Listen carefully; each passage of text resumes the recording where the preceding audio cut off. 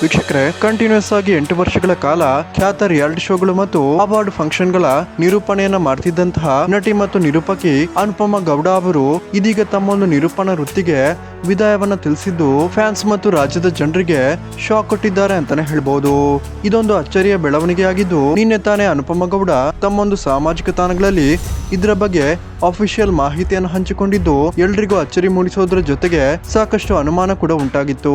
ಯಾಕಂದ್ರೆ ವೀಕ್ಷಕರೇ, ಸಾಮಾನ್ಯವಾಗಿ ಯಾರೇ ಸೆಲೆಬ್ರಿಟಿ ಆಗಿದ್ರು ನಿವೃತ್ತಿಯನ್ನ ಘೋಷಣೆ ಮಾಡೋದಾದ್ರೆ ಅಥವಾ ಯಾವುದೇ ರೀತಿ ಅವಕಾಶಗಳು ಸಿಕ್ಕಿಲ್ಲ ಅಂದ್ರೆ ಅದನ್ನ ಯಾರು ಕೂಡ ಈ ರೀತಿ ಪಬ್ಲಿಕ್ ಆಗಿ ಹೇಳಿಕೊಳ್ಳಲ್ಲ.